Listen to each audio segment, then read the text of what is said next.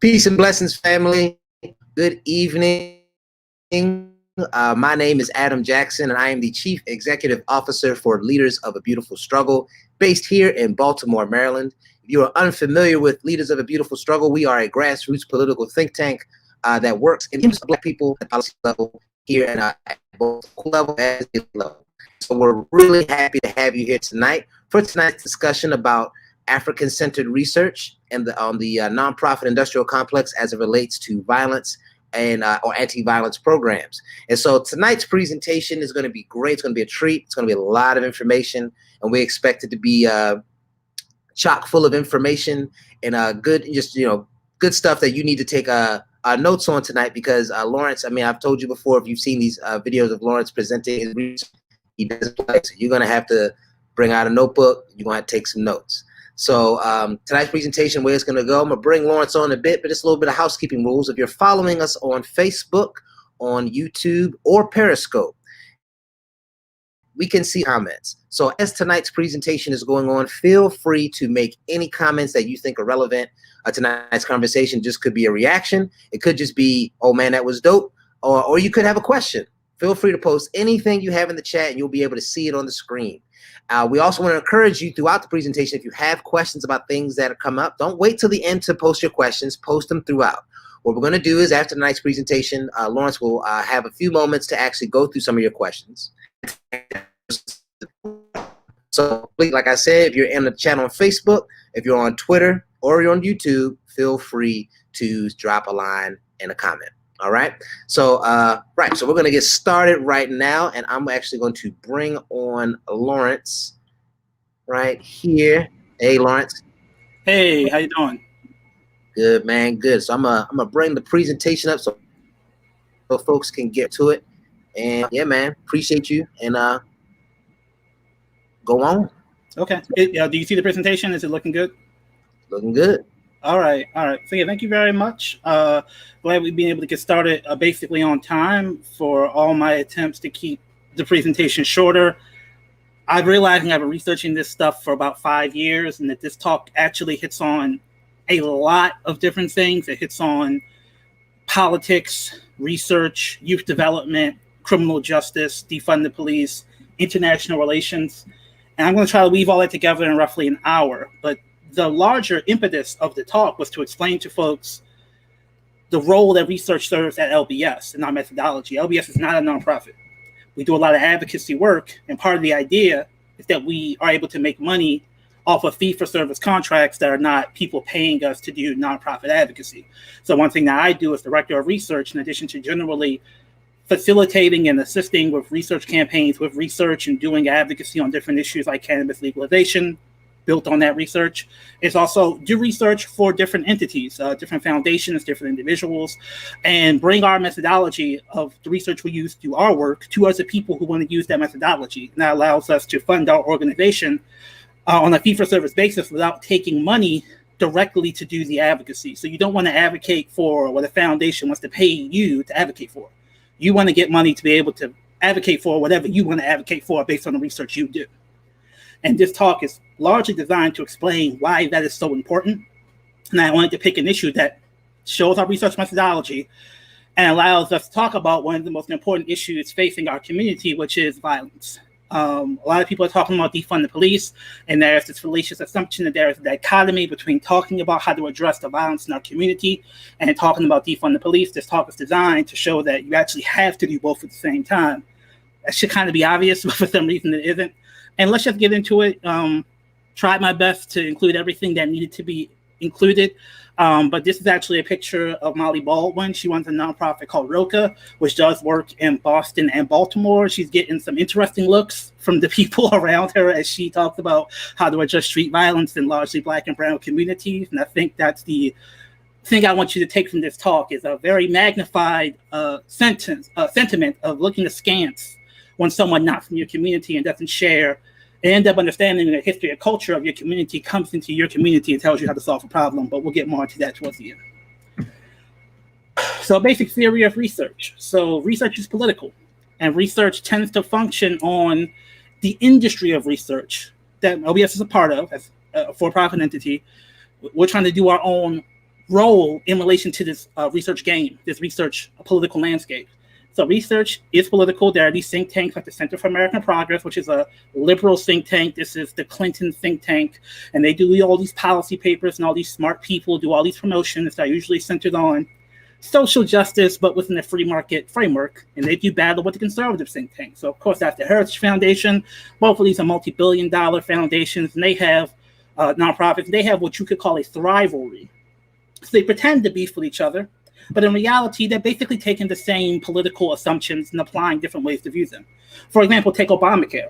Obamacare comes from the Conservative Heritage Foundation. It is a free market, pro-business, pro-health industry view of healthcare that the Center for American Progress takes up and tries to spin that into a left-wing progressive campaign.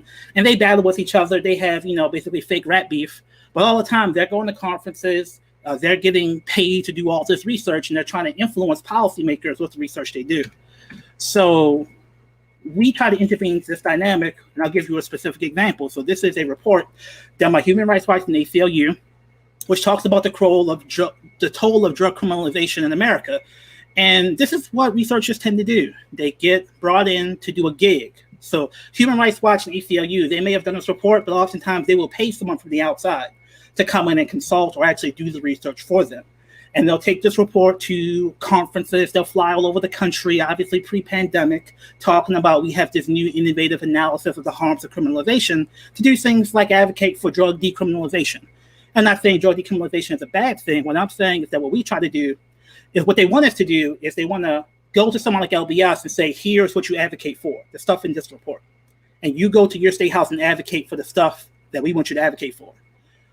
We want to say no and say, we're not advocating for what you want us to advocate for. We'll do our own research, come up with our own policy proposals. And if you want us to help you do that research, pay us to help you figure out what you should be telling people to advocate for. So for an example, I'm actually doing research on a research project on drug decriminalization. And one thing I realized that I'm very happy I did not advocate for the version of drug decriminalization that the report told me to advocate for, because their report was using the Portugal model. And the Portugal model has this drug decriminalization methodology that in my research I found was basically a replication of drug courts. And if you know anything about drug courts in America, it's that they basically replicate the same punitive anti-Black vision of criminal justice that they were supposed to solve. And this Portugal model is being praised as the most progressive model for drug decrim. And to me, it just looks like a new drug court. I haven't heard anybody say that. I haven't seen that in the research, and that's why I do research, to be able to find stuff like this out so that I'm not stuck advocating for the Portugal model because I need the money to do an advocacy contract. I can get paid to do the research and tell Human Rights Watch or ACLU, maybe you should rethink the Portugal model because that might just be a new drug court. So that's the idea, is to let people know we do this service and to explain this is what we bring to the table. It's because we actually do advocacy on the ground. We can understand some of these, the limitations of these theoretical interventions and bring our own perspective to the issue. So obviously we've done a lot of work on the issue of community violence and policing, and that kind of goes into this talk, which is roughly divided into 3 parts. It's going to be all over the place, but yeah, roughly 3 parts. Part 1, Black community responses to violence. I'm going to start with the solutions. It's only when you understand the solutions and the research around the solutions does the actual discourse around violence prevention look crazy. And I was stunned how bad the research was. It wasn't just bad, it was not surprising, but this is like one of the most important issues to our community. And the lack of seriousness and rigor which the dominant mainstream academic and nonprofit establishment takes this issue was frankly appalling. And I wanted to, first of all, as an African-centered researcher, I want to focus on solutions. And I want to start with the solutions our community has produced. So then you can understand how the dominant nonprofit solutions look in comparison to what I'm presenting to you at the beginning, and how the research looks. So you can compare the research. And the research is crazy, but we'll get to that. So we're going to use a larger political context because this is a larger political issue. So we're going to start with a little bit about the conversation around defund the police, because the defund the police conversation is directly connected to the violence conversation. As you can see, U.S. population has increased moderately over the past 20 years. Funding for police has absolutely exploded, far disproportionate to the actual population growth. Most of that is at a state and local level.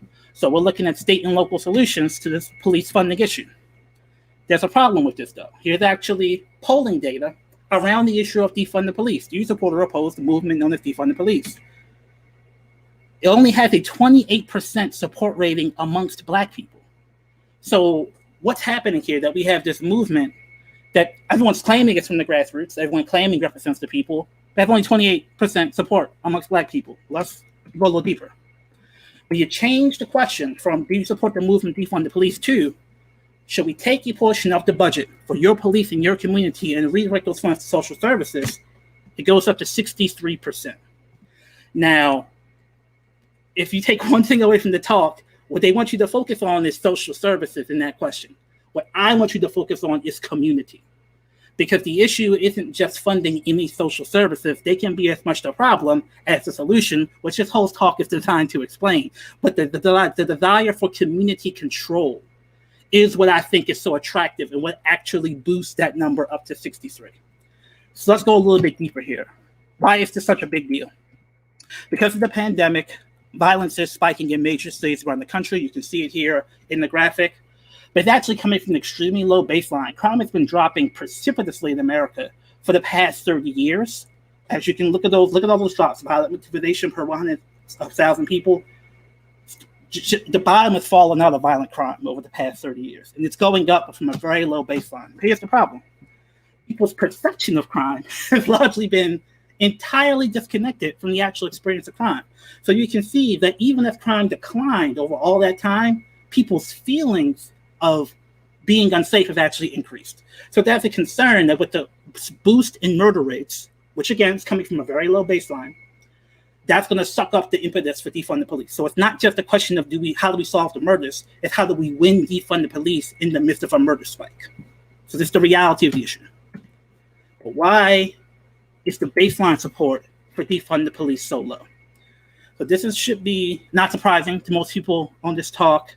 Analysis of homicide victimization by race, you can see Black victimization of homicide is very, very high compared to other races. Now, like the woke talking point is like police don't provide safety and white people commit crimes too. That's true. But working class Black people in urban areas, they see this in their lived experience. People they know are dying. So you just can't say police don't solve the problem. You need to tell them what does. Here's also the issue, is that we as a community have tried to solve our problems with violence ourselves many times in our history. And many of the people, frankly, who are now talking about defund the police are totally disconnected from that history and are pairing up with people who actively work to destroy that history. So many people will know about this experiment in the early 90s. This is the Nation of Islam. Got contracts to do security in housing projects all throughout the country in the early 90s. And this is a Baltimore Sun article saying community respects armed Nation of Islam guards. So this is actually the community was satisfied with this service they were providing because they felt it was working. This real life replaced the police with grassroots community services. And many of the people saying defund the police don't even know this happened, aren't connected to the people who did this, and are actually hostile to many of the people who did this work. Because look what happened. 2 years later, New York Times says Muslim guards stop work in Baltimore because of the political backlash to the Nation of Islam. Now, many of the people saying defund the police weren't alive at this time, but they aren't connected to the people who were. They aren't connected to community organizations who were there to see this battle. And more importantly, they aren't precise about the problem with what happens when you say fund social services. Because when you say defund the police, fund the community, the experience of many Black people on the ground literally is this is what happens. So this is the orchestra arts program literally calling itself a violence prevention program by giving kids violins. Now I support giving kids violins, but there's something called creaming, where most of the folks who are going to go to a violin class aren't exactly your target demographic for preventing murders. But because we as a community don't have control over our narrative, they get to sell orchestra kids as a violence prevention program when it's really just an enrichment program. But of course, calling it a violence prevention program helps push orchestra kids so it can get more funding for doing so-called violence prevention. Now, this is the part that I don't have time to go into in depth, but I want folks to understand that the frustration with the lack of control over the social service sector is actually juxtaposed to the seemingly minor but real control many middle-class Black folks feel they have over the police department. Obviously, community policing is not the solution. It's designed to suck up community input and give the illusion of control. But there are times where police have to go to community associations and get yelled at, get screamed at. They have to know those folks' names. There's a degree of actual democratic political negotiation between the cops and some of those folks in the community. Not all of them, but some of them. And there's none of that with Orchestra Kids. There's none of that with the Able Foundation. There's none of that with the human social service organizations that many people are trying to sell them as the solution to violence. So people from the community say, look, I know the cops aren't the solution, but I can actually control that. If you're bringing in these organizations that have no accountability to my community, I can't control anything. So I'm not just going to say defund the police because I don't know what I'm getting in return. It's not just that they haven't gotten anything in return. It's not just they've only gotten policing. It's that what they've gotten in terms of social services have been so bad, so not controlled by them, that they are skeptical that just putting money into something called social services is actually a solution to violence. And that part is completely off the table for the conversation for defund the police, where it needs to be at the core of the conversation, which is why I'm giving this talk. So, what is the solution to violence? And again, I wanted to try to start here, hit here hard, to show you the difference. This, as many of you will know, is Amos Wilson, a very well-known African-centered academic. He worked out of City University in New York in the 90s. Unfortunately, died relatively young in his 50s, in the 90s. But he did a work called Black on Black Violence, Psychosocial Dynamics of Black Self-Annihilation, the Service of White Domination. And he wrote something that we at LBF actually cite all the time in the violence conversation. I'm just going to read it to you. White racist American society harboring a poorly concealed death wish against its Black captives generally leaves but a few outlets for the release of societally provoked Black male rage, all inappropriate. They include the abject suppression to oppression, neurosis by drug or religion, deliberate ignorance, upending, unwarning protests, futile sub-rosa grumbling over compensatory status driving, criminality, and homicidal attacks on other Black males or on himself, suicide. Having internalized white racist values and attitudes, having been possessed of his injected white racist demon, the suicidal African-American blames his victimized self. Identified with his implanted alien spirit, he harbors a death wish against the victims of white racist oppression, amongst whom he himself is numbered. Looking at the world through jaundiced white racist eyes, he sees the enemy, and the enemy is himself. So that's Dr. Wilson arguing that the murder epidemic we see in Black communities is the externalization of a suicidal impulse. And this person is dismissed as a quack, as a hotep, as someone who did not do much empirical research. Well, he wasn't funded to do much empirical research. And frankly, I said this was a good, useful analytical frame, but the empirical reality of it, I was skeptical of. Then I saw this. So let's look at the actual ratios of homicide to suicide in male ethnic groups. In the white community, for every one white male homicide, there are 5 white male suicides, a 1-to-5 ratio. In the Black male community, for every 1 white male suicide, guess how many Black male homicides there are?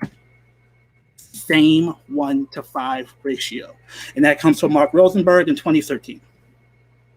And when I saw this, of course, the first thing I thought was Amos Wilson. But most people who listen to NPR aren't thinking about Amos Wilson, so they don't know the implications of hearing him talk about this. So actually seeing the ratio of white male suicide to Black male homicide is the beginnings of empirical proof for this powerful, powerful reconceptualization of how we understand violence in our community. As the externalization of that internalized self-hatred, the solution is to deal with that self-hatred and produce productive outlets to restore a sense of value in self. Similarly, this, of course, is Naeem Akbar. He is a still living professor at Florida State University in the psychology department. He talks about the needing to embrace the notion of resistance as a positive pro-social adaptation, as opposed to pathologizing it and seeing it only as the antisocial adaptation. So the desire to strike out against your oppressors is natural and productive. So let's give folks productive outlets for that, as opposed to pathologizing that, which, spoiler alert, I argue most violence prevention programming actually does. But again, I'm a researcher. I look at data. Effects of 2 prevention programs on high-risk behavior among African-American youth, a 2004 article, primary researcher Brian Flay. Let's look at the data. So these are two African-centered interventions juxtaposed to a non-African-centered intervention done longitudinally over many different years with a cohort of middle school students numbering in the hundreds. This is a large sample size, control group compared data test for African-centered interventions. And what does it say? For boys, the SDC and SCI, the African-centered interventions, significantly reduced the rates of increase in violent behavior by 35 and 47% compared to HEC, the non-African-centered intervention. This is what you rarely see this. I've only seen this once, which shows you the lack of ability for the academy to respect this knowledge base. An actual comparison to not just nothing as the intervention, but a non-African-centered program teaching essentially the same information. And this is the distinction in results. This is incredible. This is an incredible evidence-based proof of the theory from Akbar and Wilson, but it's even better than that. The effect of our program may be understood because of its design of our control conditions. We want to design the placebo attention condition that would include providing some of the same attention to the students of the SDC. We probably erred on the side of making the HEC too similar to the SDC, and that the HEC included some of the same skills as the SDC. That means that the HEC may have been more effective than a standard placebo attention condition. If so, this would mean our reported results underestimate the actual effectiveness of our programming. So what did all that just mean? It actually shows an African-centered methodology. So they actually did a control group, but they said, I don't want to give them nothing. I want to give them the same information. And they actually basically made the control group too good. I would argue probably because they didn't want to leave those kids with a crappy program. So they actually made the control group, the HEC, essentially similar to the SDC and the SCI. And that actually shows why the results weren't even more in favor of the African-centered programming. And I think that just shows you a real African-centered research methodology of caring about the youth in your study, to not want to give them crappy programming, even if when the major results look better by comparison. So this is what actual African-centered research looks like when you care. And then we're going to show you the research being presented today about violence prevention. So some more analysis here. We have to go to the macro, not just to the micro. This is a fantastic book called Black Power at Work, talking about the importance of minority contractors who did construction in the 60s and 70s. So there's this huge movement, because they were excluded from the unions, of Black minority contractors building skyscrapers, getting money for urban development, and building hundreds of buildings all over the country, employing thousands of people despite being frozen out from the credit markets, despite being resisted by the racist unions. And people view these folks essentially as conservative Black capitalists. This book really explains the reality of that they were actually building with revolutionary movements in Detroit. They were arguing for fundamental reinvestment on a massive scale in the Black community. They were politically organized, and they were also arguing for essentially a fundamental redistribution of wealth through investing in folks like them. Their biggest opponents were actually the unions, because these are Black folks independently doing a business, not union work. They were actually resisted by the unions. Of course, the credit agencies did not want to give them loans. And Nixon, as opposed to embracing them with his so-called Black capitalism, Nixon actually, of course, threw them to the side because he thought he didn't need them anymore after the white racist union hard hat rebellion in the 70s. So what does this mean? This means that actually investing money at a massive scale in our community is a huge tool for entrepreneurship and job creation, which studies show can actually be a good way to suck people who would otherwise be on the street committing violent crimes, to give them something productive to actually manifest their desire in the world. So this is actually the scale of minority set-aside programs. This is, Perrin Mitchell, minority set-asides, $40 billion a year went to minority communities through minority set-asides. That's 10 times more money than the NFL clears in profit. That's just how big that program was. That wasn't just some random Black capitalist slush fund. That was employing people on the ground, giving people jobs, and potentially keeping people from murdering each other. So this is empirical research done by Karen Parker, remember that name, on the crime drop that I showed you before. One of the things that she argues explains it is higher rates of African-American entrepreneurship is correlated with lower rates of youth juvenile violent crime arrests. So we have clear empirical data that Black business creation is something that can deter murders. I'm not a Black capitalist. I'm just going where the data shows me. Now, what actually gets people to create businesses? minority set-asides. This is from David Blanchflower, professor at Dartmouth, Minority Self-Employment in the United States and the Impact of Affirmative Action. Evidence is presented for construction, which had self-employment rates roughly double the national rates. The construction sector is also important given the existence of public sector affirmative action programs at the federal, state, and local levels. So specifically, construction contractors are full of independent business owners. And as we see, if you invest through things like affirmative actions, through redirecting money from the state, you can actually increase Black business creation. Look at that graph. So over the course of a certain amount of time, 5 years after the affirmative action minority set-aside programs kick in, Black business creation actually exceeds white male Black business creation. Very rare to find that in the data at scale, at a large scale. And why am I doing this? Not because I'm so smart. It's because people told me, man, Perrin Mitchell took care of us. When we had those construction jobs, things were better. That's what you hear talking to working class Black people, old heads on the street. So as opposed to just dismissing them as, old fogies who were seduced by Black nationalist garb, I actually researched it and I found out they were right.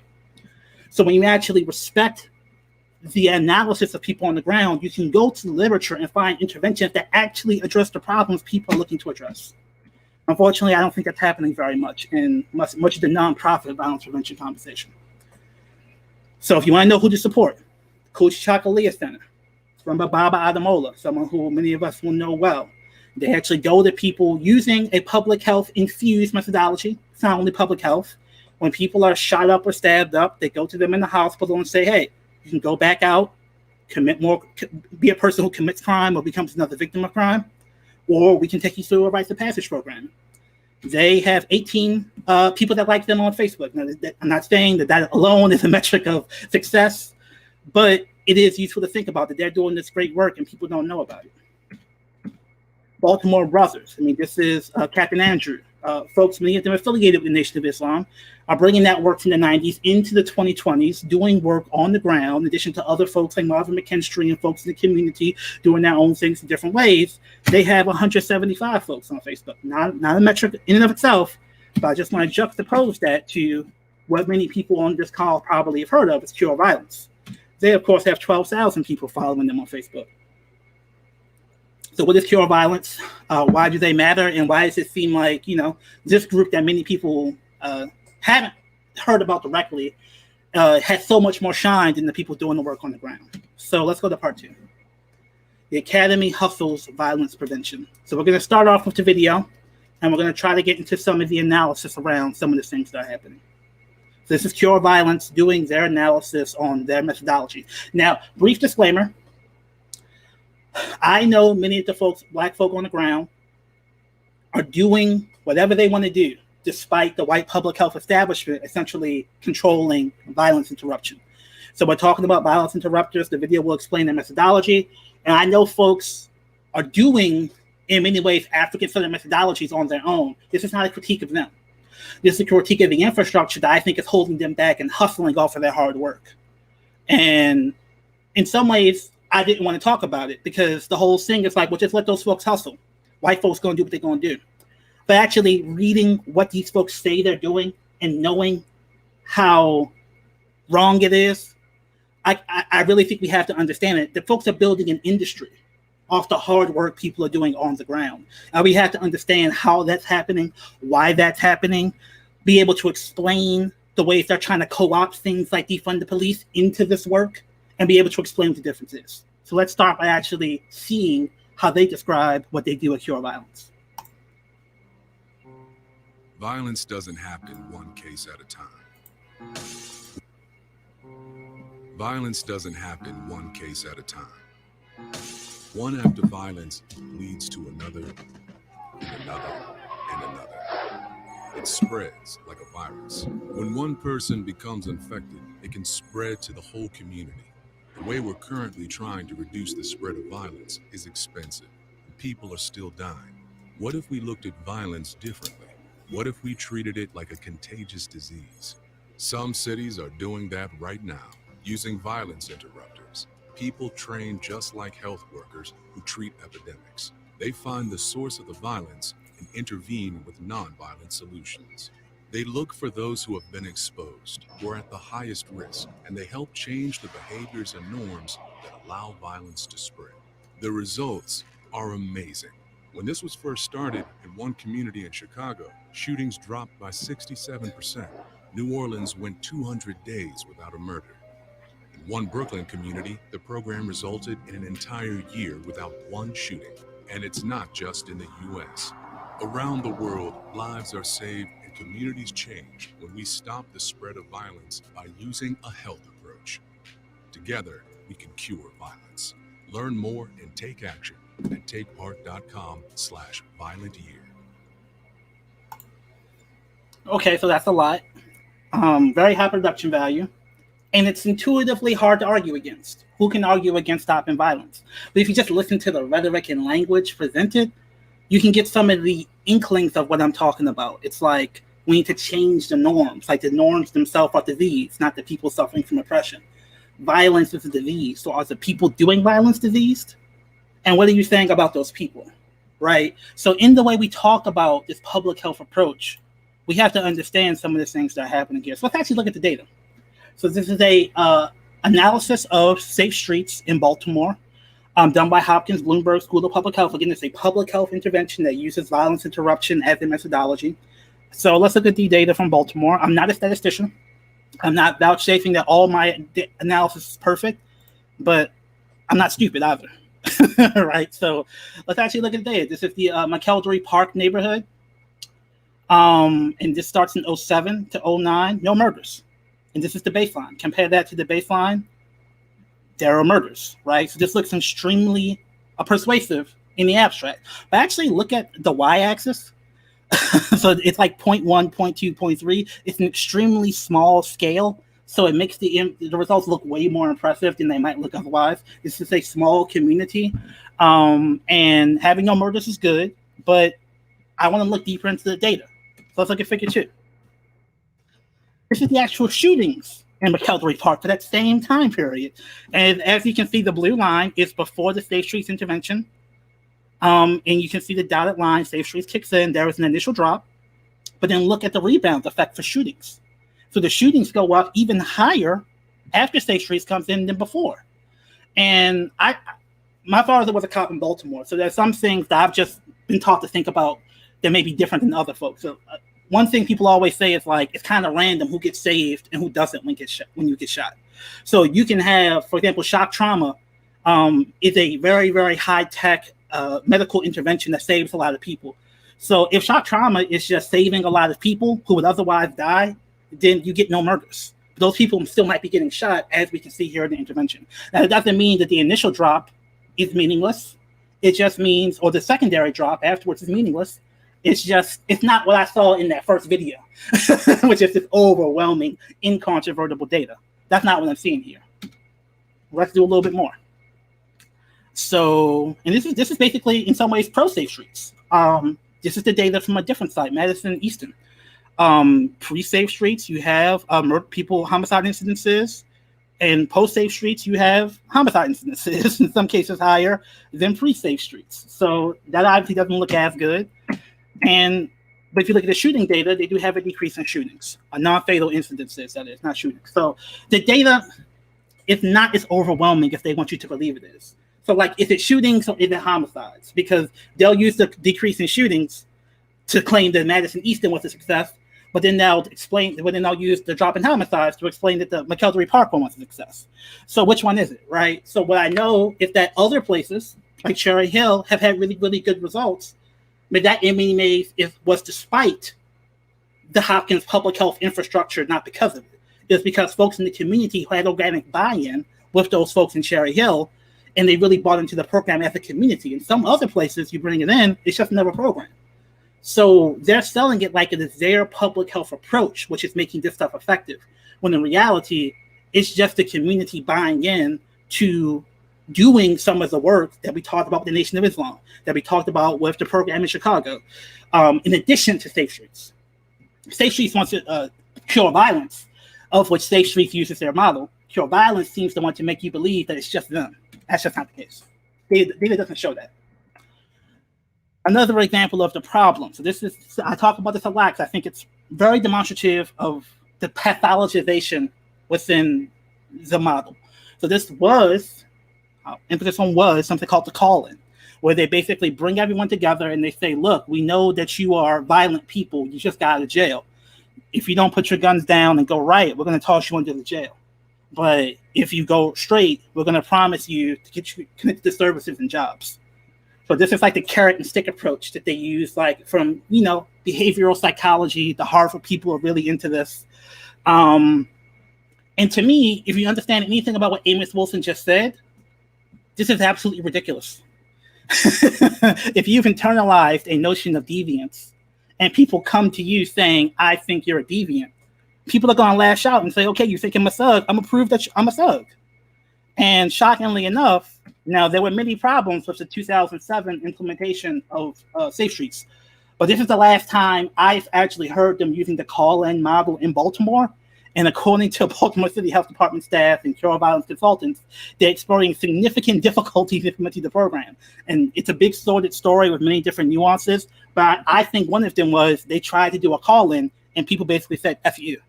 And they've tried to do multiple different call-ins in Baltimore. To my understanding, none of them have worked. And I think that the Amos Wilson analysis actually explains why that model didn't work here in Baltimore. Maybe it works amongst non-African people committing violence. I don't know if it works very well, if we understand what Amos Wilson said to be true. But continuing to wrap up with the cure violence model, so this is their actual explanation of what they do. Let's do some rhetorical analysis of what they're saying here. So culturally appropriate, not culturally liberatory, not built off the work of Amos Wilson, culturally appropriate, like don't call people out the name, don't be overly familiar. Cultural appropriateness is good. It's not cultural liberation. It's not African-centered. It's not built upon a deep understanding of the culture of the people there. Access to highest risk. This is not broad-based care for the community. This is targeted care for the people who are most likely to commit violence. Provide treatment. Again, not necessarily jobs, not necessarily resocialization, not community reintegration, treatment, i.e. human social service treatment. But the big thing is change behaviors. So we're going to get to this a little bit at the end. It's the individualizing and pathologizing of individual people, because violence is a disease. We have to interrupt the spread of violence by interrupting the behavior. Here's a little thought experiment for you. If violence is a disease in America, who is patient zero? Who is the original vector for violence in America? Maybe you have an answer, maybe you don't, but I think that this guy is number one on my list. Of course, that's Christopher Columbus. So we don't talk about literally them bringing smallpox to America at the beginning of the epidemic of violence. We don't talk about the slavery and the genocide at the beginning of the violence epidemic in America. We want to go to Brothers in the Hood and tell them they're diseased. I'm not buying it. And frankly, I think many people who are close to the programming share similar sentiments but haven't been able to express them as freely. Let's go a little bit deeper though. Gangs. Gangs are the problem. Gangs are dangerous. What's a big gang of Baltimore? The Black Gorilla Family. Big, scary black men, like gorillas.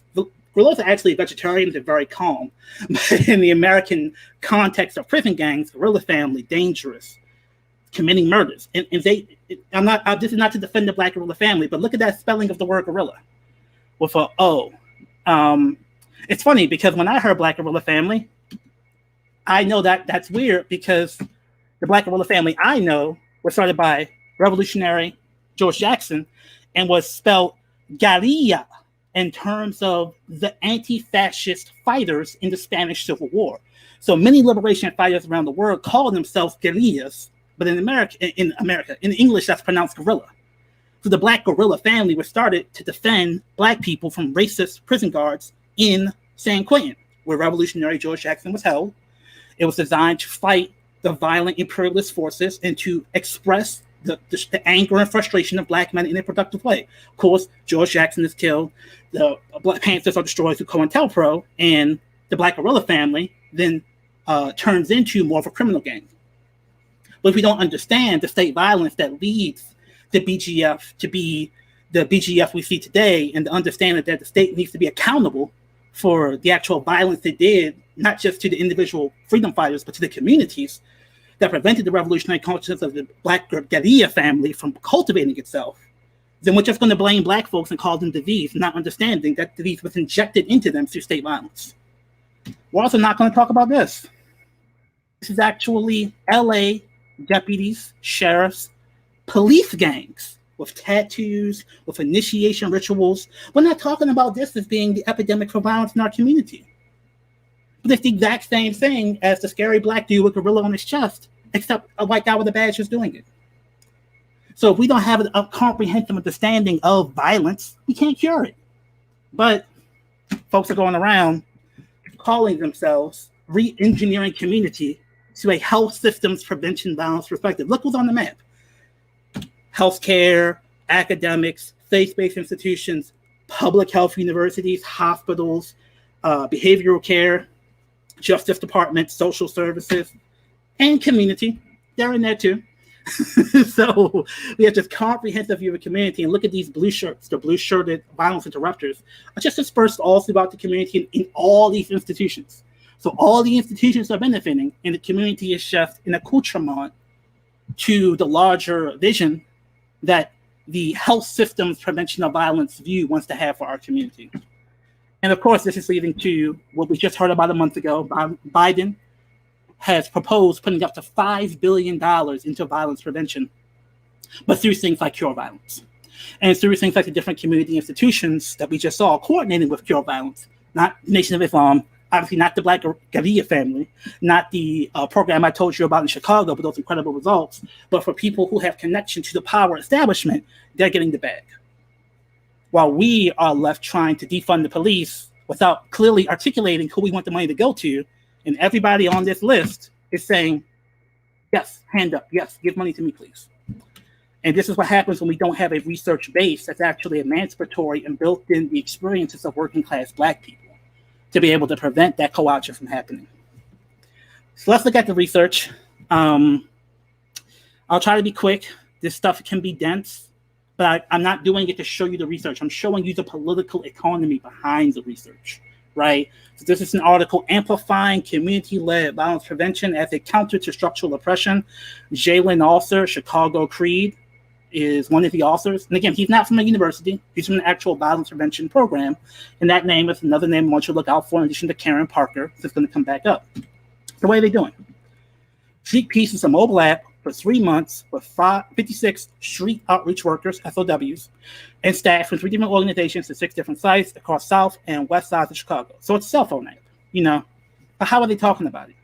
What types of resources are shared? How do we create an infrastructure for this? How do we amplify street outreach work? They're basically claiming that their app is capacity building for street outreach workers, which is like code word for, if you want to help them, give me money. And I think that we're going to substantiate that claim as we actually do the analysis. So here is the National Science Foundation grant that they got to do the app. Excuse that book just fell. $150K. And they got 5 grants. This is only one of the 5 grants they got from the National Science Foundation. Again, remember that name. And this is the app. I've actually done a little bit of app design. It's not easy. But remember, this is $250,000 for this app. And, you know, doesn't look very impressive, but that's not necessarily here nor there. But so let's go a little bit deeper. 48 people actually installed the app, and they developed the app for Android only. So they got $250,000 for the app you can only use on Android. I'm not saying it's easy to put things on iPhone. I know it's hard to sideload stuff, but if you gave me $250,000, I'd probably get an app on iPhone, right? I'd probably have more than 46 people using it too. That's a small data size compared to the 600 people we saw in the data set from Chicago when they were doing the African Center Youth Program. Let's actually continue to look at the data.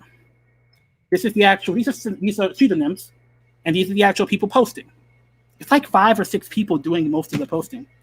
And they're all like in their 60s. So I'm sorry, but it just feels like you've recreated boomer Facebook for street outreach workers and called yourself doing emancipatory political work. So this is actually incredibly damning in my perspective for the actual value of the app, because like almost all the engagement is done by 6 people of your 48. But of course, they're not going to spend it that way. Here's what they say. Funding enables street outreach workers to do their prevention and healing work, which counters the harmful practices for traditional policing. Street outreach workers are frequently underfunded, yet criticized. suggests that the Street Peace app has the ability to document their work to demonstrate their efforts to outsiders, including potential funders. So again, we're talking about demonstrating for potential funders, but think about it like an Android app. The Android apps are free because they monetize your data. I argue that academics are doing a very similar thing with street outreach work. They want to collect the data so that they can continue to argue, hey, these people need support. I got $250,000 to do an Android app. How about I give me $500,000 to do an iPhone app? And then I got to do the databases. Then I got to do the user interface. Then I got to do the privacy protections. And it adds up to millions and millions of dollars of that 5 billion Biden is trying to allocate. Stuff like this app can suck up millions and millions of that dollar, so it doesn't actually get to the street outreach workers because they're using all this emancipatory language to claim that their replication of Boomer Facebook is emancipatory support for street outreach workers. Another example, I don't like Facebook, Instagram. They're making a lot of money off of it. But if they watch it like they should, a lot of this violence that's going on wouldn't be happening. So this is people repping sets on Facebook and Instagram, causing beefs in the community, and the street outreach workers frustrated. But what they say is that street outreach workers recognize the trauma and harm that traditional social media platforms cause and appreciate the SP app for its privacy. This is why you have to fund me, and they can't just use a Facebook app, Facebook Messenger group, signal chain, because we have the privacy, and they monetize your data, and that's bad for privacy. And it's like, well, you're essentially offering their data to funders through your evaluations and reports. Is that really that different, right? But yeah, here's some of the landing. By enacting transformative justice, street outreach workers are building a counterstructure against the racist systems and institutions that created the inequities that catalyze violence in our community.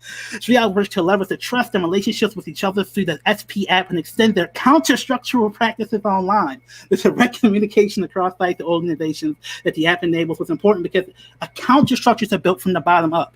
Why is this academic analysis sounding like a sophomore at the new school, like some woke Twitter teen? Well, you're supposed to be a data person. You're supposed to be a technology person. It's because they understand this is what funders want. Funders want to feel they're doing the social justice thing. But actually funding the Nation of Islam, for example, is scary. Funding Baltimore Brothers is scary. Funding the DePaul Center for Technology and Social Change is not scary. But they want to have all of their rhetoric of doing radical social change while not actually giving money to the grassroots. And this article allows them to do that.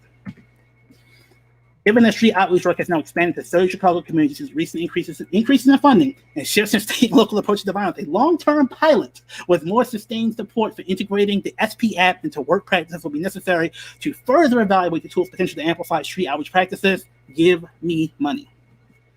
This is not an academic article. This is a grant proposal.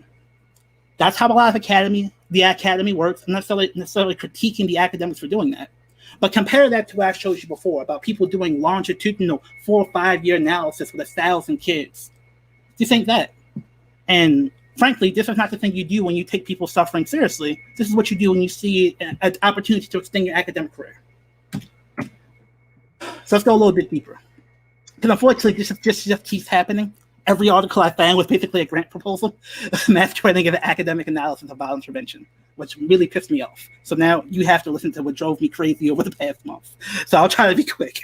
Artificial intelligence and inclusion, formerly gang-involved use as domains for experts for analyzing unstructured Twitter data. So what does all this mean? What's going on? So this data set contains the last 200 tweets of 279 users from neighborhoods in Chicago with high rates of violence. These users are chosen based on communication with a seed user, Lucretia Barnes, and the top 14 communicators on Twitter network. Lucretia was a self-identified gang member in Chicago before her death in April 2014. So this is one woman who died in a gang-related murder, and they're analyzing her tweets to see if people are using Twitter to basically do gang activities.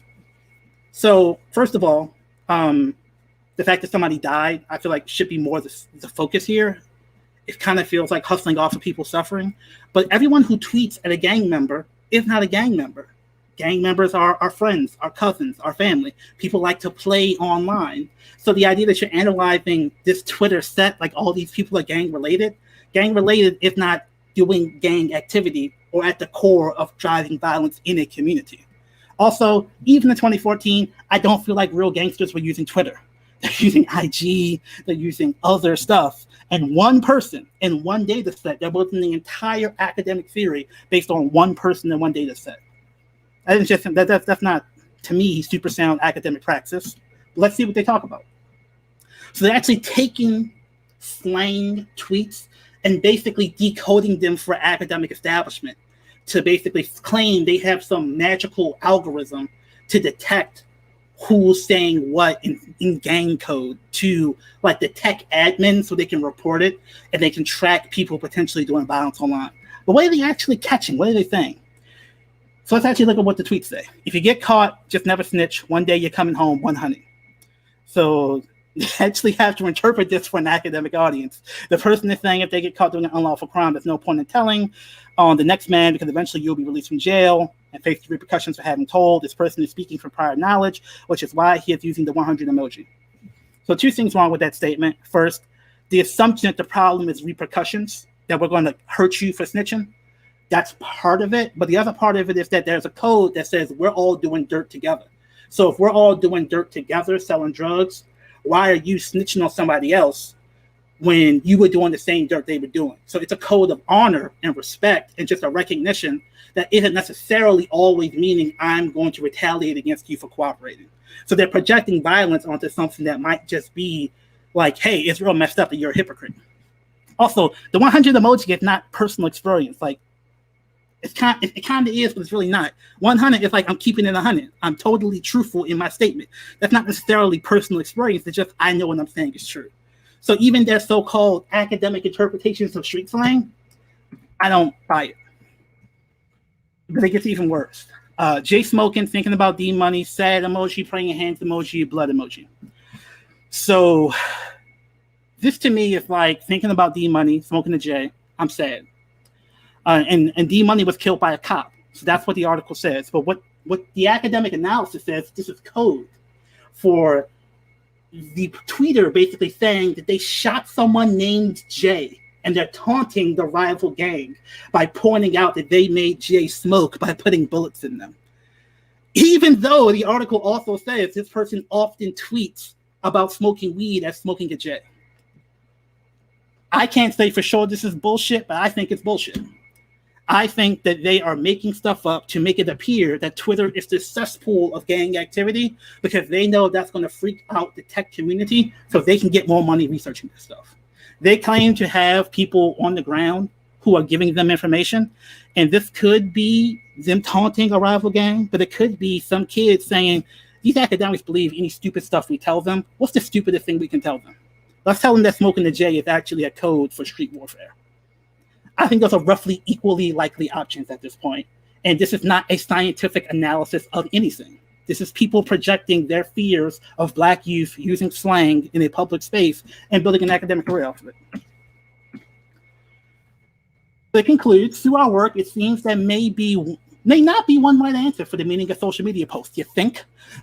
Domain experts may not have the same interpretation and insights due to each expert experience the community and lives differently. We might just be making shit up. I don't know.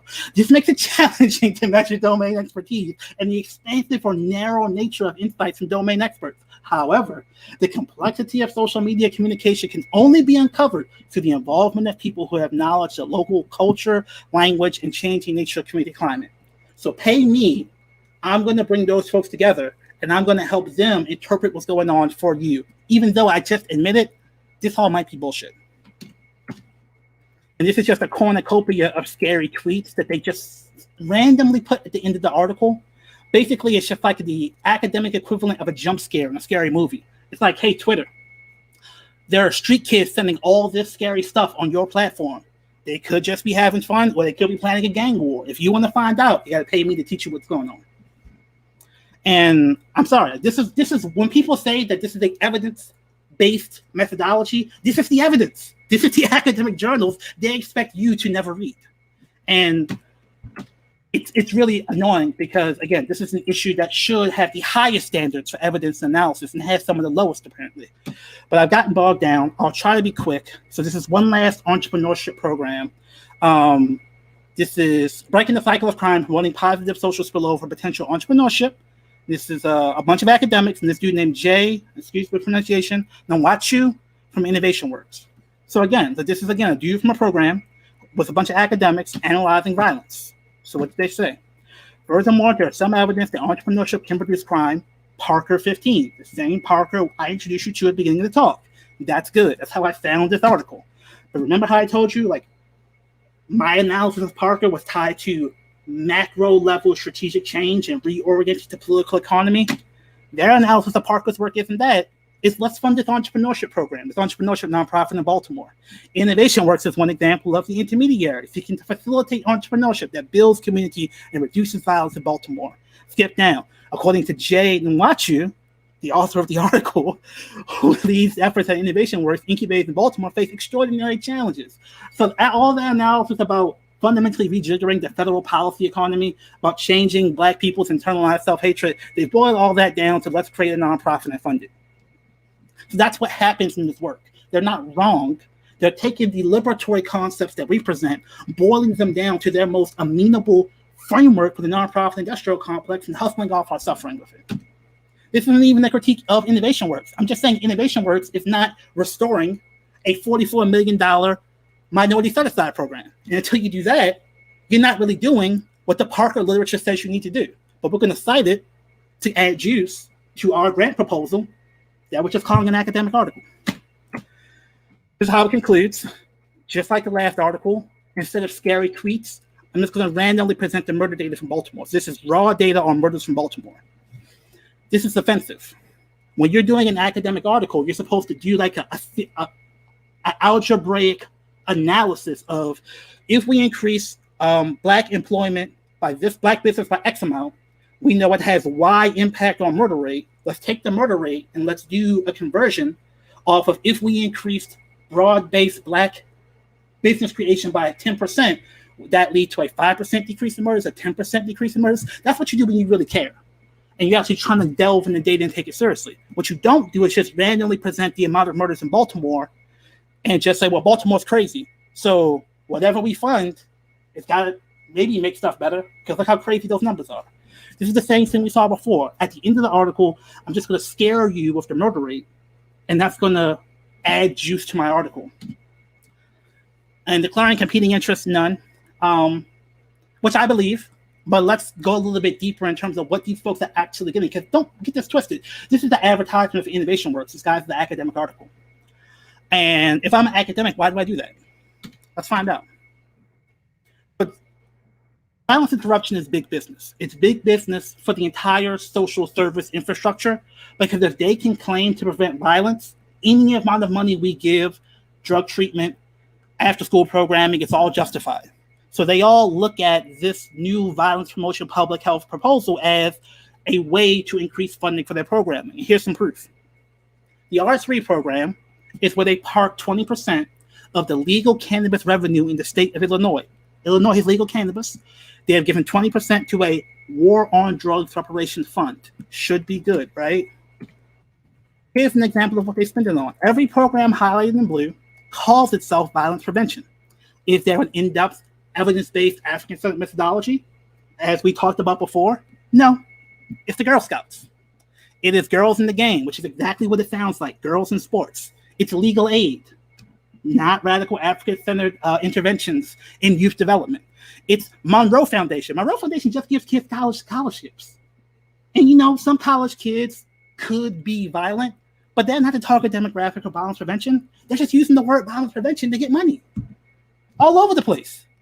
Millions of dollars getting sucked up for people to get money for shit they're already doing and calling it violence prevention. But so who did this? Who would give money to these folks? So let's look at the board of the Illinois R3 program. And if you look at the name, Jalen authored, the same person who authored the article that we started off this section with. Let's take a look at the brother. No, good-looking young brother. Not saying he's not doing work, not saying he's not doing him. But look who he's on the board with. That name, many people will know, is Arne Duncan, former education secretary for Obama, best known for being an incredible basketball player, for winning the Celebrity All-Star Game MVP from Kevin Hart. This is the type of guy you run for governor of Illinois one day. This is the level of political muscle the Institutional Democratic Party wants to put behind the concept of violence prevention. And of course, why do you write articles on violence prevention? Because if you want to get NSF grants, people like Arnie Duncan being on your team is a really, really good way to do that. This is not to say that violence prevention is inherently flawed, or that the academics are doing things that are necessarily improper. This is how people hustle off our suffering. This is the mechanics behind how it actually happens. We have academic articles that almost no one but people like me read, that are used to build social capital and lubricate connections to people like Arnie Duncan, people like Jalen Arthur, who have political juice to do things like decide where millions of dollars in our communities go.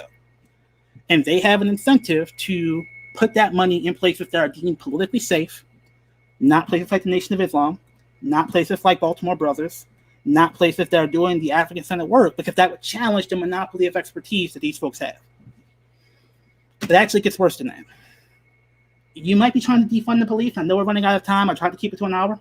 But the last part of this talk is to say, in the process of trying to defund the police, I'll just skip to the thesis statement of this section.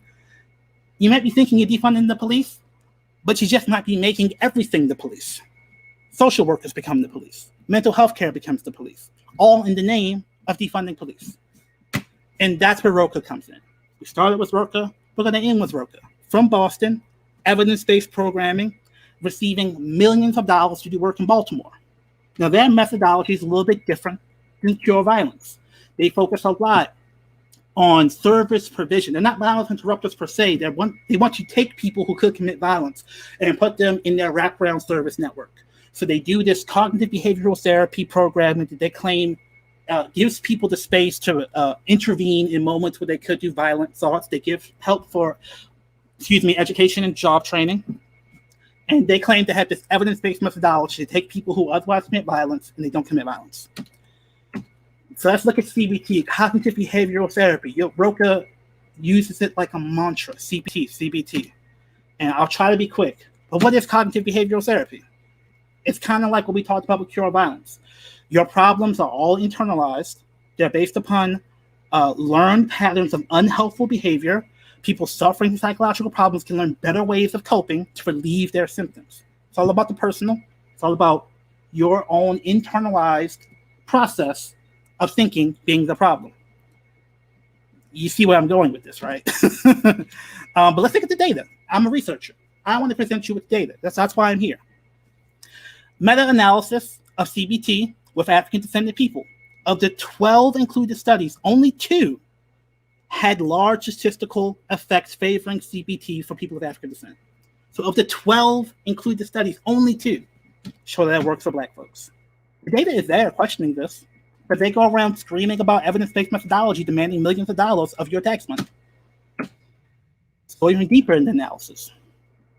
We also found a significant ethnicity by treatment interaction for both outcome measures and post-hoc analysis, indicating differences only for African-American participants. Specifically, African-Americans assigned to CBT treatment had significantly higher depression scores at post-treatment than individuals from other ethnic backgrounds. So maybe blaming us for our oppression might make us worse. It's in the data. Cognitive behavioral therapy symptoms in African descent, a meta-analysis. Let's continue to go deeper here.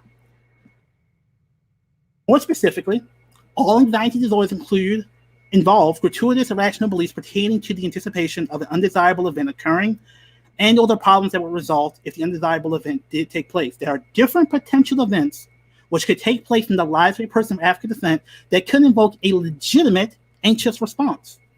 Maybe we're not crazy for being anxious. Maybe we have legitimate things to be anxious about. And maybe by you trying to beat that way of thinking out of us, you're actually making things worse for us, specifically for people of African descent. It's in the data. Is anybody looking at it? Is anybody paying attention? So this is what they actually say their methodology is. So this is what they claim as one of the things they would cite as what they're doing. They call this a model of cultural oppression and liberation they use in that therapy. So what does it say? In this approach, the expression and management of rage is reframed as purging the emotions that are largely the result of assenting to or succumbing to the dysfunctional, damaging beliefs that the oppressor wishes to instill in the oppressed. The expression and management of that rage is encouraged without actually acting on it. So it's right down in the text. They're basically telling you, all that anger and rage you feel, depression, we're going to teach you how to not act on it. So what does Roca actually do? They have, I can't even get into this in the talk. It's already long. They claim to be using a Native American organic healing methodology. In the book they cite is a white guy who was a prosecutor who went to the Native Americans of Canada. So this is what they're using. It's how the African-centered methodology, and it's the book they cite is the white guy who basically is Columbusing the indigenous healing practices from the native peoples. But who do they do it with? They do it with the community and the cops. So your evidence-based alternative to policing is just literally using CBT to make people not anxious about being cool with the cops. And they claim this in their literature. They claim it proudly in their funding literature. They send this to funders. During a break later on, one of the gang unit detectives approached a young man.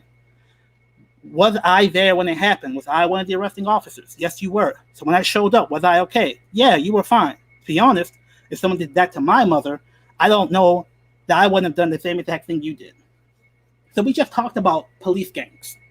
And the structural racism in policing is undeniable at this point. But by suturing individual affective encounters between gang members and the police, they're giving the police opportunity to absolve themselves the structural violence that's at the core of their organization. Again, there are literal street gangs in the LAPD.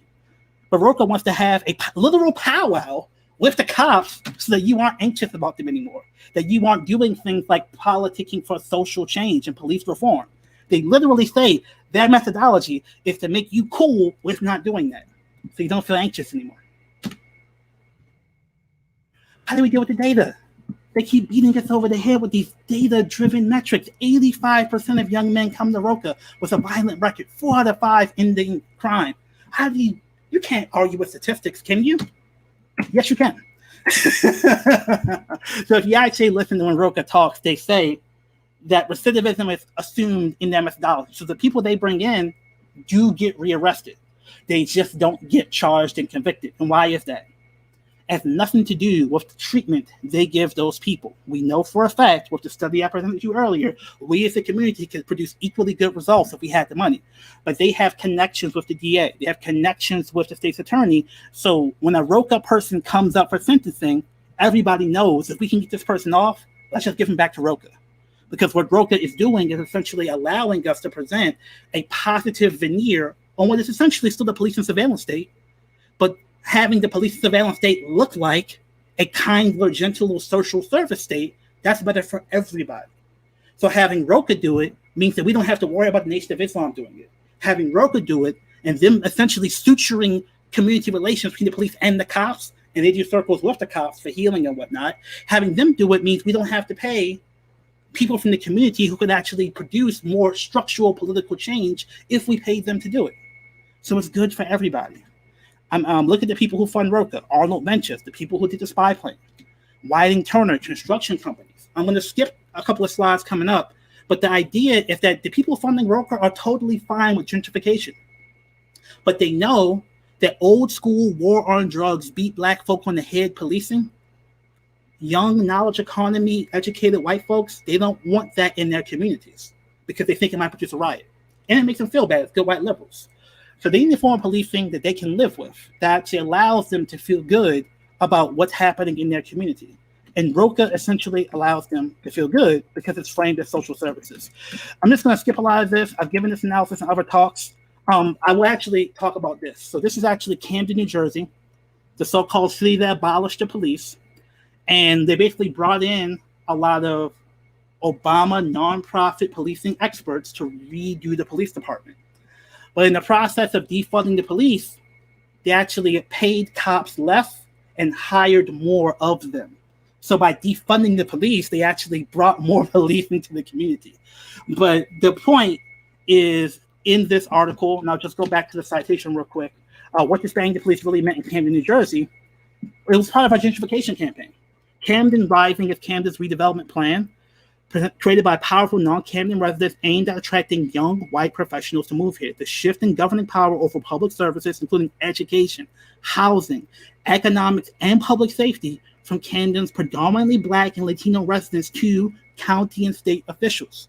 In 2013, the creation of the CPD was integral to the Camden Rising redevelopment strategy of recasting Camden, long viewed in local and popular media as dangerous as now safe. The argument is that what the rebranding of the CCPD meant in Camden is essentially what ROCA is for Baltimore. It allows them to rebrand essentially a program for the police as an alternative to policing, but it's something that they can sell to businesses and young knowledge economy folks as we're not doing the old school wire style policing. We're doing something kindler and gentler that we can sell you is going to prevent murder, because ROCA has the stamp of Harvard as an academic institution, right? So I'm just going ahead and skip to the grand finale, which is, let's look at this map again. If you actually understand this map through everything we've talked about, it actually kind of feels like the people in blue are like surveilling the community. It actually feels like they're almost hoarding and getting the people in the community into these institutions. It almost feels like, and again, this is not what brothers on the ground want to do or are doing, but what they want them to do, what the model is asking them to do, is essentially just be cops. But instead of sending them to jail, we're going to hoard them into the clinics that do CBD. We're going to hoard them into the public health infrastructure because we all make money giving those people services. We all make money by expanding the public health infrastructure as the alternative to policing. So they talk about wraparound services. Again, this is the classic symbol for hate, a house, the snake symbol. Think of it as them constricting you. Like when you hear the term wraparound services, if they're not explicit about the community controlling those services, I think of them literally as constricting and controlling the community, all in the name of violence prevention. They love that term, wraparound services. I'm asking you to reframe that term in your mind. But here's the kicker. Don't take my word for it. This is ROCA, in their own words, on a talk with Harvard on reimagining public safety about how they actually implement this methodology. So I'm just going to play 1 minute of this talk and just hear what they say.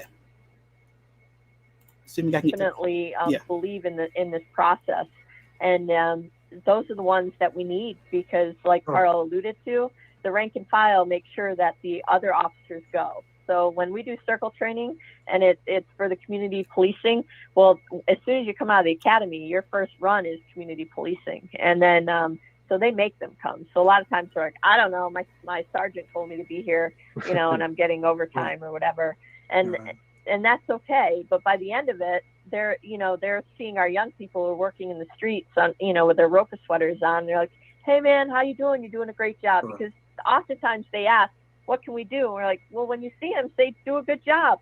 Or when you see him not doing a good job, hem him up, but call me and say, hey, if you're not at ROCA on Monday, I'm gonna take this dime bag and process it. If you're not at ROCA, hem them up. Say, I'm going to take this dime bag and process it. If you're not at ROCA, I, as ROCA, am giving you, the cops, permission to put my kids in the criminal justice system. This is not doctored footage. This is not a deep fake. This is what ROCA actually says is their methodology. They aren't defunding the police. They are the police. Literally. They're telling you right to your face. But they want us to accept this public health methodology as some alternative to policing. It's infuriating, quite frankly.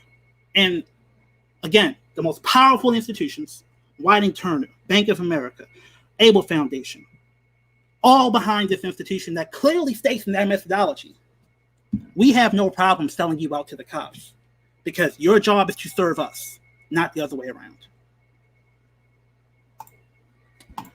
I actually wanted to end on something that brings the point home and expands the conversation internationally, because as they said, Pure Violence said, this is a international model. This goes beyond America, and if we call ourselves African-centered researchers, let's have the Pan-African analysis.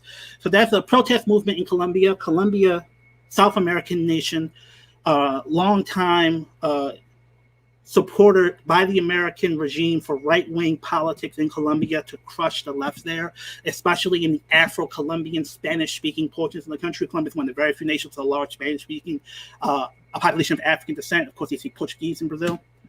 But they had, in the Afro-Colombian majority city of Cali, Colombia, a massacre for pro-democracy, anti-austerity, anti-right-wing protest, anti-fascist protest. This is essentially what the Black guerrilla family was trying to get us to support happening in Colombia, and the right-wing American-supported police force killed 50 people, largely Afro-Colombian. So let's actually look at who trains the police in Colombia. 2005, Dr. Oscar Rojas, Alver Alice Foundation. So what is he saying about him training the police in Colombia? Does Alver Alice ever partner with the police? Rojas, there is a need to involve the police department in every effort to address youth-on-youth violence. Within the USAID program, we have allocated some of the budget to carry out training for the police force and also for members of the judiciary system. I am not quite sure what the image of USAID in Colombia is, but I am sure that collaborating with restorative justice organizations is the best way for USAID to contribute to the peaceful resolution of conflict in Colombia. Translation: I am giving money to train police in Colombia, but I'm getting the money under the guise of bringing reconciliation and justice to Colombia. USAID is a front for American interest in foreign policy, but they claim to be giving aid. And what I know is the best way for them to launder their image of Colombia is to look like they're doing restorative justice work. So that's who the Alver Alice Foundation has been as of 2005. But when they wanted to institute the cure violence model in Colombia, who did they go to? The Alver Alice Foundation. And it's so insane, you can't even find this analysis in English. I had to read it in Spanish. So the same people who they are telling you are the people you should fund as part of your defund the police movement are the people training police on how to murder Black and brown people in Colombia. This is what happens to us when we do not have the autonomy to be able to say no to foundation money. This is what happens to us when we do not have an independent research institution that is committed to rigor and excellence in research and not just repeating what someone said on NPR. And this is why I want to give this talk, to explain all these things that I'm seeing around violence as a violence prevention as a methodology to launder the police surveillance state through the veneer of defund the police. And to explain to folks that we at LBF are not going to stand for it. So if you're one of these folks who say defund the police, we know what to fund social services, no, we refuse. And anyone who watches this talk should refuse as well, because that is not actual liberation. That is laundering the nonprofit industrial complex through the veneer of social justice. So what are the conclusions? Engage Black elders and Black civil society from a spirit of learning and humility, not believing you have all the answers and they need to be converted. This goes back to the Black folks at the community meetings where they may go to the community policing meetings. These may be Black folks that own homes in West Baltimore, and they may be like, I don't know about this defund the police thing. We're being told to think of those folks as Black conservatives who are brainwashed by the military state. And it's like, no, like I've seen what happens when they talk about funding the community. We get orchestra kids, but I can curse out the community policing person, and if they're not good to me, they will be fired. Now, that does not deal with the fundamental violence of the system, but because the police chief is accountable to the mayor and I can vote out the mayor, I have some juice there because I can mobilize votes against the mayor. I can't mobilize votes against the Able Foundation head. I can't mobilize votes against the person doing orchestra kids. I can't mobilize votes against the Alver Alice Foundation doing training in Colombia. And that's where the importance of democratic power becomes valuable. And I think this is what some of our elders know that many of the younger folks are just not understanding. Second, Pan-Africanism as a methodology, not only as an ideology. I care about Colombia personally, but the value of adding it to the talk was to understand that what's happening in Colombia is part and parcel of the engine of co-option that's happening here. Much of the nonprofit industrial complex critique comes from developing nations, African nations, evaluating NGOs, Western NGOs in their community. So the very act of giving this talk through this lens is part of that Pan-African methodology, even though I'm not waving an RPG flag behind me. So understanding it as a methodology, not just as an emotional ideology, is important. So in terms of defund the police stuff, tie specific cuts to police precincts and specific organizations in the area you would shift the money to. So don't just say social services. Say, we have 300 patrol cops in the Western District. They make $70,000 a year. Get rid of 50 of those people on the ground. Take that $50,000 in salary and put it into Baltimore Brothers, because that forces the people in the community to make a choice: 50 patrol cops or Baltimore Brothers, not general defund the police and general social services. Because if you have the second one, they're going to be like, I don't know. But if you have the first one, it's like, okay, I know Captain Andrew. Oh, I know Baba Alamola. Oh, I know the people at B360. Oh, I know people who actually do work, and if I could get them to work with these brothers in the streets as opposed to the cops, I would support that. So you're actually being specific about taking on the reality of how power works and saying, look, this is the reality. We have to fund the people who actually are doing the work, the real evidence-based methodologies, not the people who control the evidence and who gets to accumulate the evidence, who gets to see the evidence, not them telling you what the evidence-based methodology is. Look beyond the police budget. Vigorously defend local control of resources and ensure funded programs reflect what the community deems best practice to prevent the repeat of R3, i.e. real reparations for the war on drugs and through cannabis legalization. We're going to legalize cannabis in Maryland pretty soon. They want to basically replicate R3 here in Maryland. And I've been telling them, no, I'm not going to support it. I'm going to call bullshit on it. And they're like, why? And I'm like, because it's bullshit. And I'm giving the talk to explain the largest theoretical implications behind that analysis. Because I've seen who they bring on. Because when they call bullshit in Illinois, they say, no, Jalen Arthur's a good dude. He works on the street with brothers who commit violence. You calling him racist? And that's how they get you, right? They strategically place certain people to launder the white power, i.e. Arnie Duncan's crew, behind the process through the face of someone like Jalen Arthur. And that's not any individual person being evil. That's the inertia of white power and white supremacy controlling our institutions. So if we're not very explicit about resisting that, we're just going to get people doing their same BS, calling it violence prevention, and trying to get access to reparations money. And that's why we have to be specific about when they legalize cannabis, send that money to the local level, as opposed to keeping it in Annapolis. Because they get in Illinois, they kept it in Springfield, the state capital. And the people in Chicago are too busy fighting over the crumbs in places like Evanston, no offense, to focus on the bigger piece of the pie that people like Arnie Duncan's crew and Jalen also are divvying up to their buddies. And this is how they get us with the bait and switch approaches, because everyone knows about what's happening in Evanston, this beautiful reparations program. That's $500,000. They have $100 million sitting in a bank in Springfield with Jalen Arthur and his friends divvying that up, and we're not even paying attention to it. That's not disrespect to the people who worked hard on what the reparations program in Evanston. That's an understanding of the reality of scale and power, and saying we have to fight hard to control our resources at every level. Champion research into alternative methodologies, building evidence and theory base to shift academic hegemony away from Eurocentric theories, practices, and institutions. When I did the research on African-centered youth interventions, they did a meta-analysis, and they found only 10 articles that were peer-reviewed have actually quantitatively evaluated African-centered interventions. Now, there are a lot of college theses on African-centered work. There are a lot of individual people who talk about the value of it, but the actual meta-analysis yielded only 10 quantitative empirical analysis of the impact of African-centered youth development programs. That's not an accident. That is the power of the people behind Cure Violence, behind ROCA, being very intentional in saying, this is who we believe should be the hegemon of expertise in this industry, and we're just not going to fund your program. Like if you want a National Science Foundation grant, you're not going to get it for the program in Chicago. You're going to get it for doing the app for the street outreach workers, because that fits within their political economy.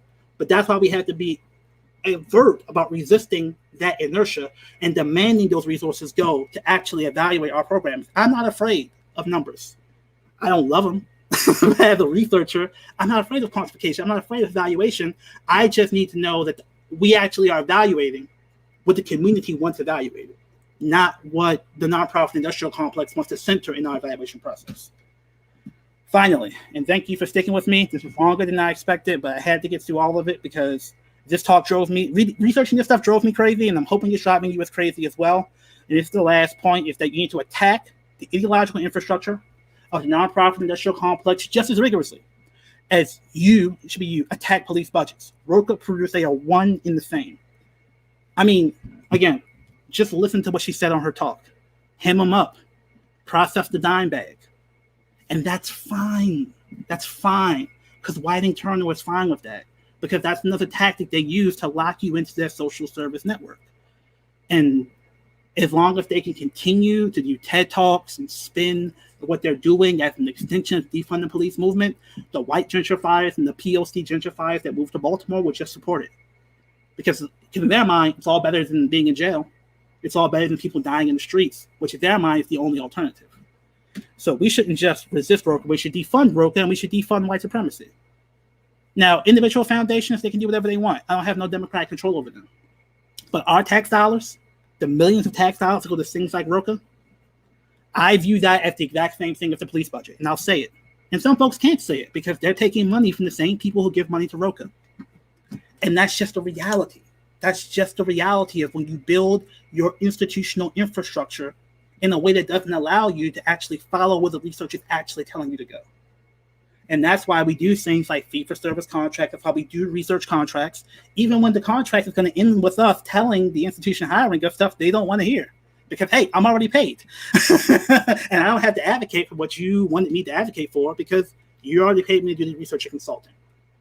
And having independent researchers with an independent methodology, trained in African-centered methodology, not just ideology, not just the veneer of African-centered ideology, is how we can actually produce movements that are independent and actually resist the inertia that allows us to view things like Rocha as defund the police, that views things like cure violence as the best practice, that views people like our community as fundamentally diseased and obscures the disease of Columbus, the disease of the white police gangs, and actually want to make you more amenable to that form of violence.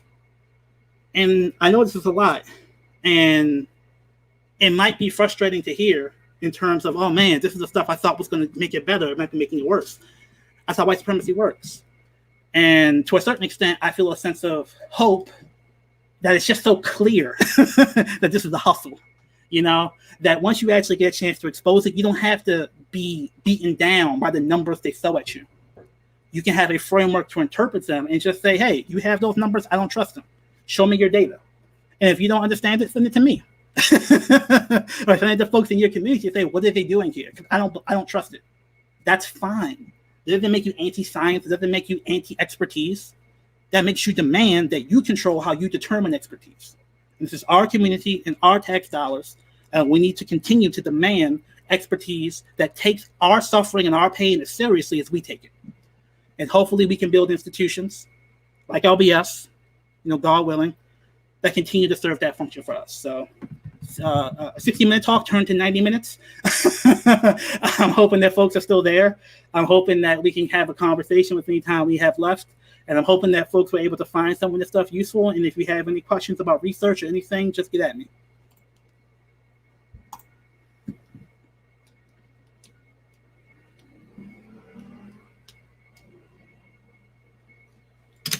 All right, Lawrence. So we have a few questions. I'll just want to remind the audience, if you have a question, just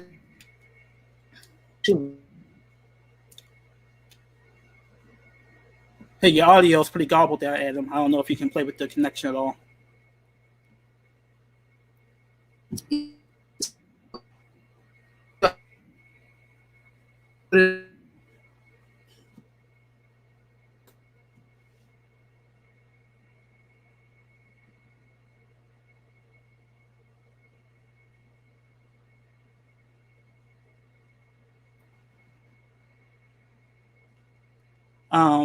I see your question on the screen, Jason. I haven't read that one. What I have read is a few things on things like the cultural Cold War and how the CIA is basically seeded certain series of radical analysis and academic analysis that are essentially amenable to the elites in our art, our culture, our artwork, our movies, and our academic institutions. So, I mean, people have talked about how like postmodern theory was directly adopted by many cultural elites affiliated with the CIA because it abstracted away from material political economy. And there's actually a story of essentially the Israeli army being able to develop a war plan against the Palestinians because they read like French critical theory, like they read Deleuze and Guattari, and they actually determined it's like, okay, I'm not going to go down the alleyways to fight the Palestinians. I'm just going to barrel through their homes. I'm going to create a Deleuzian line of flight, like straight to where the Palestinian leadership is by just like burrowing through people's homes. And they use that to like talk about the Israeli IDF as like this intellectual warfare force, this enlightened warfare force compared to a more a less refined Palestinian warfare force. So this is the stakes of intellectual warfare. And I don't think our communities are understanding knowledge production as a part of propaganda and warfare.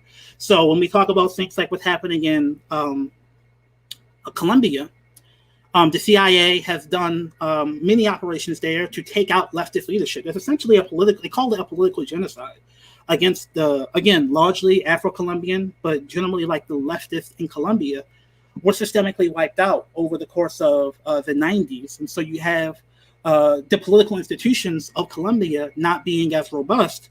So then either at least they can come in and claim to do things like then they call it cambio abrado or something like that, like opening roads is what they call the program, which is essentially cure violence in Colombia. So we need the nonprofit industrial complex to replicate the cure violence model, because the indigenous institutions of Colombia are so damaged because of things like Plan Colombia, because of things like CIA intervention. And a very similar thing happens in America because of COINTELPRO, because of the war on drugs here, locking people up, taking our leaders away, disrupting our communities. And if people don't understand those connections between international praxis and domestic praxis, not just in terms of shared suffering, but shared models of resistance, in terms of understanding like the organic forms of resistance of Afro-Colombian peace communities that says we're not siding with the FARC or the paramilitaries. So we're going to defend our autonomy and self-determination as Afro-Colombians to be able to resist the imposition of this binary left-right FARC, in terms of the FARC rebels are like ostensibly the more leftist rebels, and the paramilitaries who are just part of a right-wing military machine. And so that focus on self-determination is what I'm taking from Colombia. And it's even what I'm taking from the Native Americans. Again, Roca is clearly bastardizing Native American methodology with their peace circles. I mean, I'm sorry, but that's just how I view it. And one of the things I actually read, the text they're citing, and one of the things their text they're citing says is that Native Americans, if you don't fit within the Native American circular arrangement of peace and reconciliation, they can just banish you. They can banish you to the wilderness. They don't have to incarcerate you. They can just banish you and exclude you from community. We as a Black community in America don't have that level of self-determination. So even if I took Roca at their word that they want to use Native American praxis as a model, they should be advocating for Black community self-determination so that we can choose for ourselves the methodologies of discipline that most reflect our culture, because that's what their text says Native Americans could do because they have reservations. And that's the value of research in my mind, because I'm actually like, driving myself a little bit crazy, reading the books that they're citing in their literature, in their practice. I'm reading Roca's documents they send to funders, which is where I got like the statistics and some of the quotations from. And we are in the golden era of people snitching on themselves, quite frankly. I mean, I point it out all the time with these institutions that are so used to locking down information. Because of the internet era, they just have to make more stuff public. It's like, I can just sign up for Roca's email blast, and they'll send me the PDFs where they tell me this is the book we're citing. And I can just read that book. That's also online and be like, you're not doing what this book says do. They don't say do reconciliation circles between Columbus and the Native Americans. That's the equivalent of doing a Native American reconciliation circle between the police and the community. And this is just a reality that we're stuck in, where we have, again, in part because of the promotion of cultural ideological frameworks on how we think about justice, deeply affective emotional framework of how we think about justice. The fact that Roca says we care about these kids, we care about the people who go to jail, we care about the people who commit violence, and we give them services. We care about them enough to give them services and knock on their doors constantly. That's seen as inherently socially just because they care. I don't doubt that they care. I doubt that they're effective. And I doubt that they are effective at building the forms of community security and community stability that actually reflect what our community is asking for. But that's what we have to make that shift to, actually evaluating research and results from the perspective of community and from the perspective of what our community actually needs, as opposed to what we think we can win politically or what the white nonprofit industrial complex will just give us, right?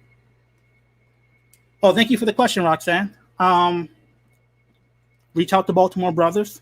Reach out to people who you know work in these institutions. Reach out to people who are doing work to build in participatory decision-making models. For example, LBS, we will be doing work around defunded police stuff, specifically around the frame I told you about shifting money in specific police precincts to specific organizations. We're also doing work around the cannabis legalization work. And again, the idea is that I don't know what PG County wants or needs to restore its social fabric from the war on drugs. What I know, and what I'm hoping people have the consensus around, is that looking at the data and the empirics, none of that's going to come if that money is located in the state capital. Because every state has essentially claimed to do reparations for the war on drugs. And every state has done some version of the mistake Illinois made. Over-centralize the money, over-reliance on experts, over-reliance on funding people like the cops. And the money has just been largely squandered. I mean, it's billions of dollars in tax money. It's a huge opportunity for our community. But we need to demand that the structure of accountability be the focus, not I want me and my friends to control it. That's the mistake we make. Is that as long as I want to be able to like the person who controls the money, I want to be able to know them, I want to be able to trust them. What I'm saying is that you have to build a process that even if the person who controls the money is not someone you trust, there are legitimate checks and balances within the process. So when something comes up, you can actually say, like, that money is going to go in front of the city council. I can go to the city council and bring 200 people and demand that the money does not go to the Family League, demand it goes to some independent institution, demand it go to B City or someone like that, and they control that money. And even if I don't like everybody on the B City board, I understand that better than the Family League, and I have more pull with them than the Family League. There is no perfect model for community self-determination. There's no perfect model when dealing with public money. So we have to understand that the biggest threat isn't, in Maryland, it's not the police co-opting all this money.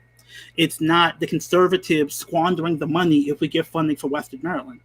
It is the hegemony of expertise demanding that we acquiesce to their interpretation of how we should engage this question. And they're using the rhetoric of, like, January 6th, the white racist. If they get the money, they're going to spend it on reactionary stuff. I think you're reactionary. I think the Able Foundation is reactionary. I think nonprofit industrial complex is reactionary. What is evidence-based funding? It is literally a conservative reactionary theory of funding. Someone else has already had to do the thing you're doing and evaluated it before I can fund it. So don't talk to me about we need social equity experts with degrees to protect that money from reactionaries. You're a reactionary. And that's how we have to carry it. We cannot acquiesce to the terms of the debate that woke technocracy is trying to impose on how we determine how we access our own resources and engage our own community. But the liberal Democratic Party establishment is obsessed with expertise. That's why I kept focusing on all those numbers and charts and graphs, to show you that it's largely bullshit. They can manufacture numbers. Some of the things with cure violence is literally like, we saw an 80% drop in shooting in the first week. Now, I am not a statistician, but I know a week, if not a high quality period of evaluation longitudinally for a data set. You need time to evaluate the program over time. What they have found with cure violence, there's an initial drop, and substantially there's a rebound effect. So over time, people is like, what is this new saying? Are they the police? Maybe I should talk to them. But in many places, there's a rebound effect because people evaluate the program and they say, hey, I don't know if I can fully trust those guys or gals. I don't know what's really going on here. Maybe new folks come into the community, and there's some rebound effect beyond the initial drop. So focusing on the initial week or month is them cooking the books to focus on the most flattering piece of data for them, while ignoring the things I'm talking about, where, like, the metric of actual long-term success is community buy-in. It's Black civil society relationship to something like cure violence, safe streets, whatever. If there is an ecosystem of strong Black institutions supporting safe streets, being like, hey, I'm a Black contractor, I will agree to have a slot of jobs for people who are coming through safe streets and being part of this mediation process and want to get out the street game. But safe streets can't do that alone. And in fact, the very idea that cure violence is a public health model based on my understanding of public health, is false. Because if you're doing an experiment, a placebo A/B experiment, if you actually find that the placebo group is experiencing really, really negative outcomes, you have to stop the experiment and give the placebo group the cure. We can't do that with cure violence, because then every community would have cure violence. And I don't know if I want that, but I know we can't do that, because that's what public health would actually look like. Like if you have an evidence-based methodology, it is bad medical ethics to deny that if it's clearly proven to have worked. So the fact that we can't do that with cure violence means the health analogy doesn't make sense. So what we need is actual things that operate at scale that we control. Because right now we're basically begging cure violence to basically be a pill that more and more communities can take. And frankly, I think it's a very clear diminishing returns reality when it comes to violence intervention programs, where it's like you can't just take the results of one that had a lot of community buy-in and a lot of focus, and then let's do 30 of them that all do the exact same thing. It's not going to work. But that's what the dominant public health model wants us to do, is have fidelity to the model, is to do a carbon copy cookie cutter approach that worked in Cherry Hill in every community in Baltimore. Cherry Hill is very different from Park Heights. Park Heights is very different than Sandtown, Winchester. So the very idea of public health and expertise being the metric by which we do this work is the problem. And we are constantly being bombarded with people telling us it's the solution. So if nothing else, the talk is to intervene into that dynamic. Yeah, that's a great question, Rose. Thank you for the question. So the process is different. Local budgets are Byzantine and complex, but the point is we have to seriously engage that process. Like, there are a lot of people making a big hubbub about the police budget in Baltimore now. That budget's already cooked. That budget was largely cooked even before the new regime took power. So if we start the process now of dealing with the next year's budget, we can go line by line with the budget department to determine, oh, you got some input that says, you know, the budget department gets vague input about political objectives from the mayor. And the budget department interprets that into an allocation of funding in terms of specific priorities. Now, we know that big chunk of money from the feds is about to come in. So we need to actually build with folks who have a base in community, and that is going to include folks who aren't going to necessarily vouchsafe every ideological talking point that someone like me might have.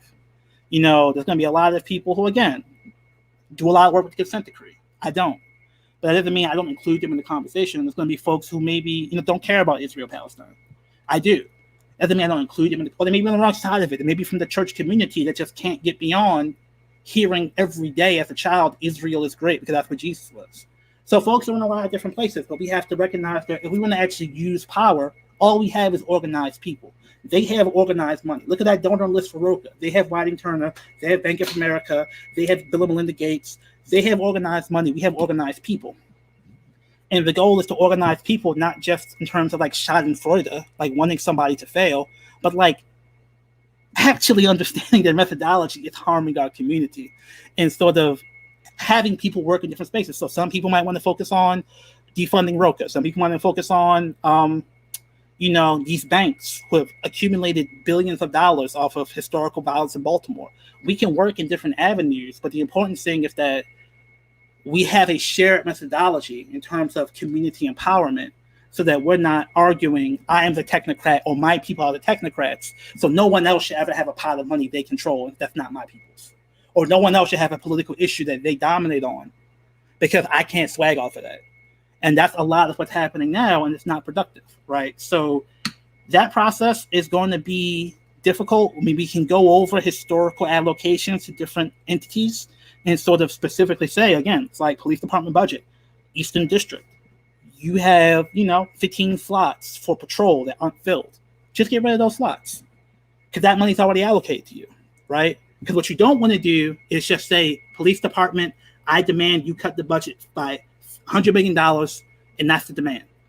Because if you say $100 million, they can say, well, fine, I'm going to cut internal affairs, I'm going to cut community outreach, I'm going to cut compliance, I'm going to cut investments in anything that would be used in the accountability system to detect police brutality, and I'm going to go to the Arnold Foundation. I'm going to go to the Bloomberg Foundation, and they're going to basically fill in the holes in the budget for me, or do what Camden did. Because again, in Camden, they cut the budget in terms of pay, but then they use the lower pay to hire more people, right? So you have to be very attentive to the ways in which power has certain objective it's seeking to obtain.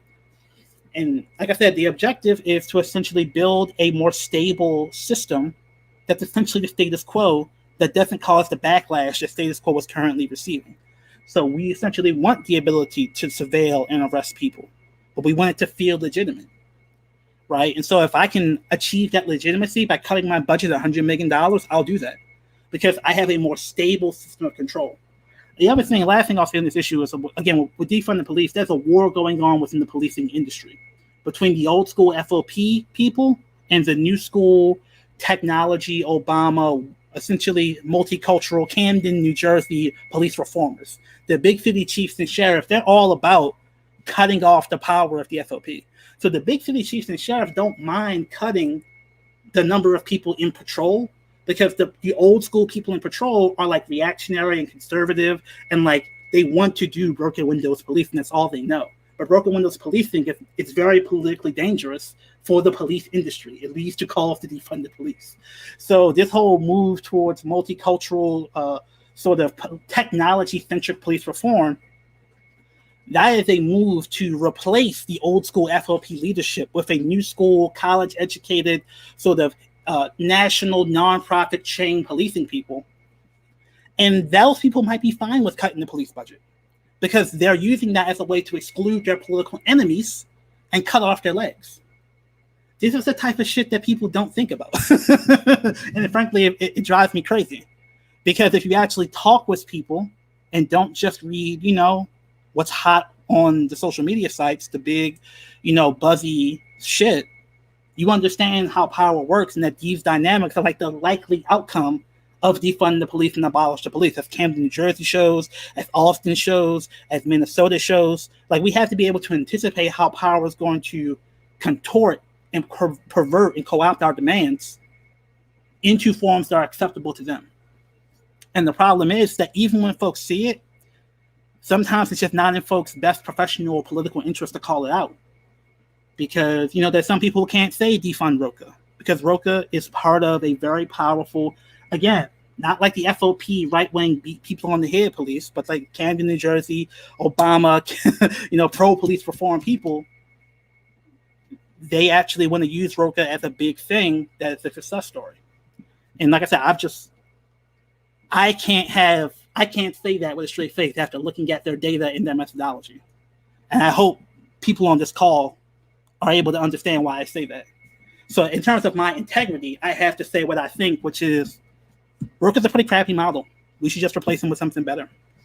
And again, if you're taking money from the same people who fund ROCA and you don't, and it's not to say that everyone who funds them is bad, but you need to have an institutional theory about how you're going to survive the backlash that comes with saying, hey, you fund me, you fund them, but I have to call them out.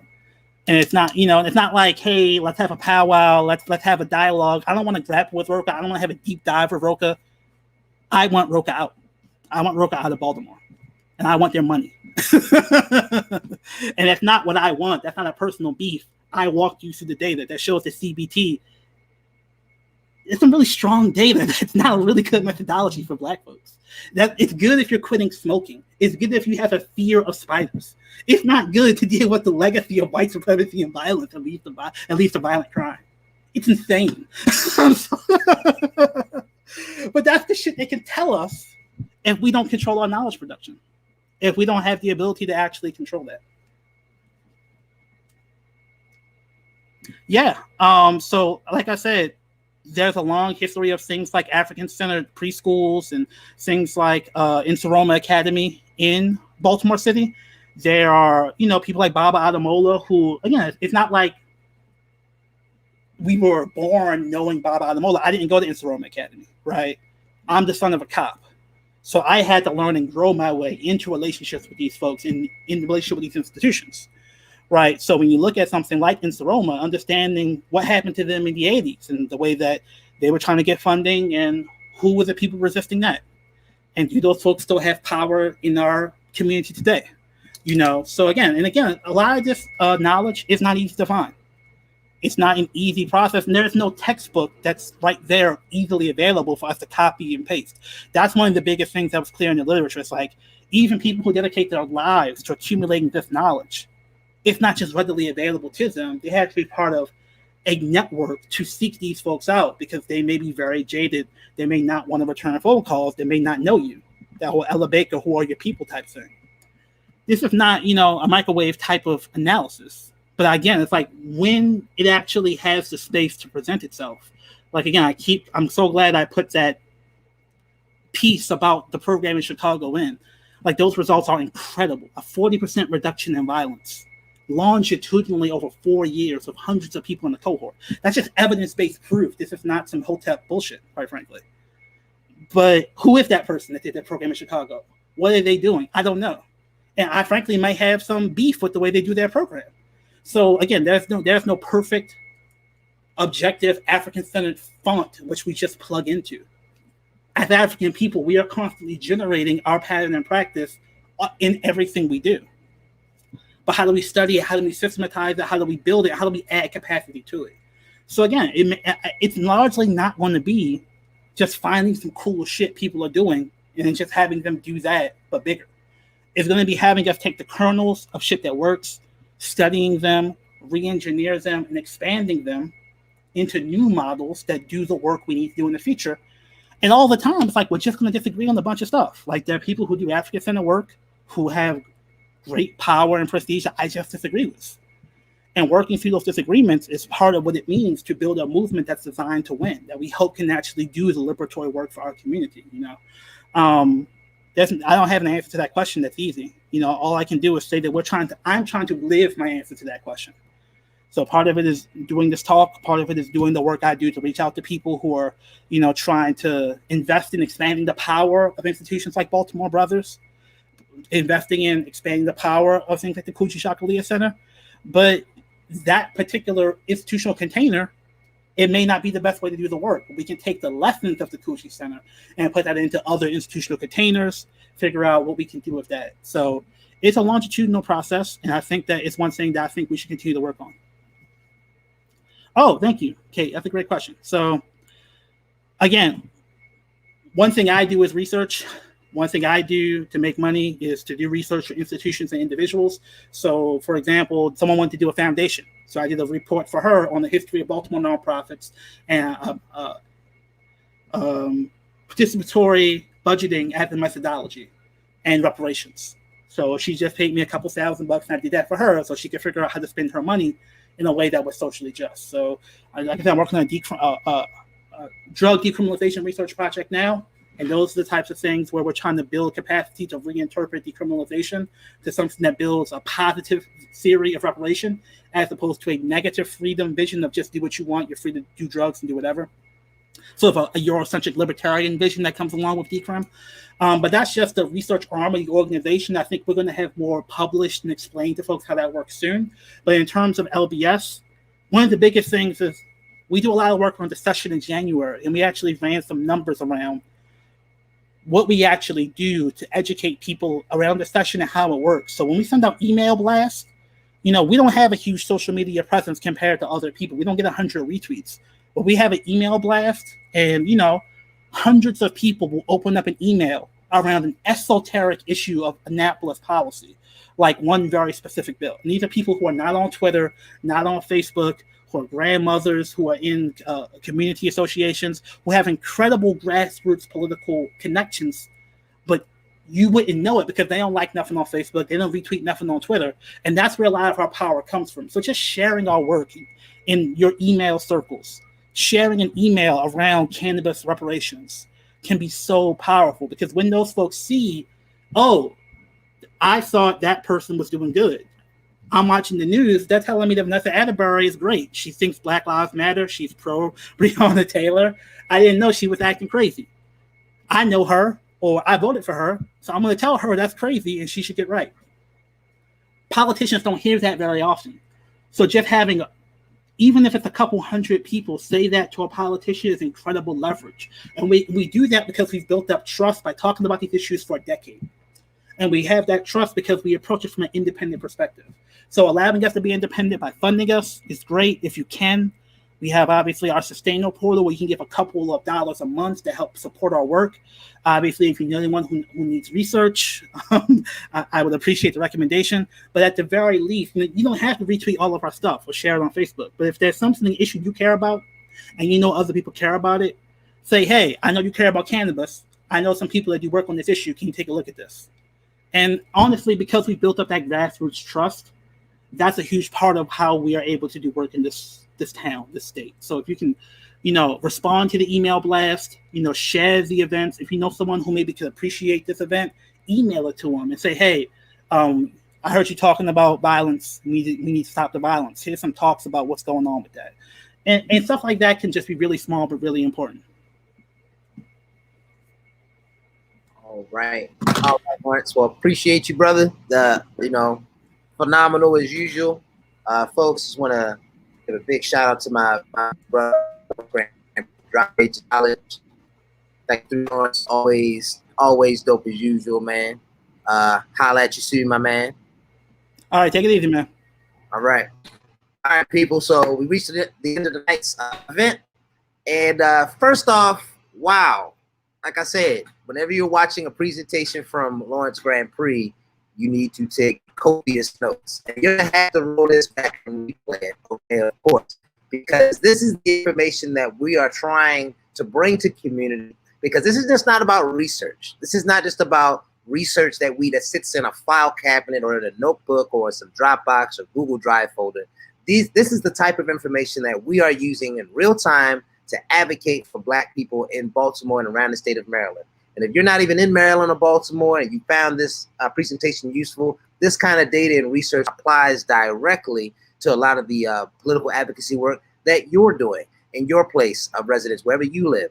So this is not just about using a bunch of big words and showing numbers. This is about actually using a political methodology, like Lawrence said, to transform the material conditions of our people. So I want a big shout out to Lawrence again for dropping all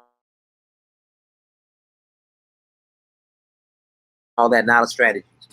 Before I log off, you see the URL on the top of your screen, lbsbaltimore.com/sustain. Like Lawrence mentioned, the work that we do is powered by community. We are not housed in a foundation. We are not sponsored by a political party. We are not sponsored by white people. This is 100% independent Black political advocacy located in Baltimore, led by Black people from Baltimore. So if you want to support that work, all you do is go to this URL on the top of your screen. Things in reverse. So I got to, you know what I'm saying? So you want to go to this URL, lbsbaltimore.com/sustain. You can support LBS today by giving as little as $2 a month. That's less than the amount of money you spend on coffee or anything you buy during the week. $2 a month supports grassroots political advocacy. You can also support as much as $50 per month. And what that does is that money goes directly into sponsoring work that you just saw. Because we use the research and the work that we produce to actually go to the state capitol and to advocate for changes to our community and to make real political change in Baltimore. So if you want to support LBS, if you found this talk useful, if you think that it's something that you want to support later on down the line, I highly encourage you, lbsbaltimore.com/sustain. Also, if you want to support the continued dope research that you saw tonight, then you can reach out to us. Matter of fact, let me put up Lawrence's contact information on the screen. That's Lawrence Grandpre, not Lawrence Grandpre, Lawrence Grandpre. And you can reach out to him via email, lawrence@lbsbaltimore.com. You can also find him on Twitter and Instagram at NeoNubian, NE0Nubian.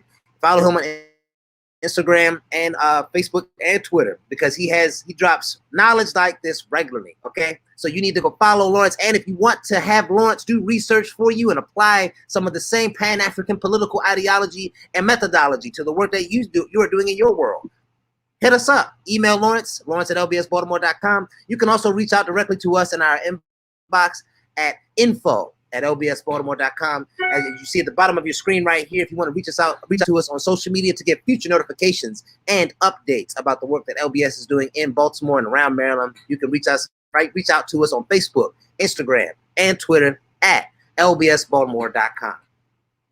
That's our website, but at LBS Baltimore is the Twitter, Instagram, and Facebook handles, okay? So thank you again for joining us this Thursday night. We had a lot of people comment. I just want to give a big shout out to people who are hopped on tonight. Jason, I saw you really in the chat tonight. Appreciate your engagement, my man. Robin, I thank you very much for complimenting Lawrence for his great work. Miss Kathy, is that you? Appreciate you, Miss Kathy, for joining our conversation tonight. Sarah, thank you so much for your compliment. Katie, thank you again for being on tonight's presentation. Tanisha, thank you for being on tonight. Olinda, appreciate you as well. Dr. Freeman, thank you. Of course, like I try to tell people, Dr. Freeman, Lawrence don't come to play with nobody. He comes with the knowledge. He comes to drop it. So appreciate you for joining us here tonight, Dr. Freeman. And Miss Fothergill, appreciate you for hopping on. Always an avid supporter of LBS.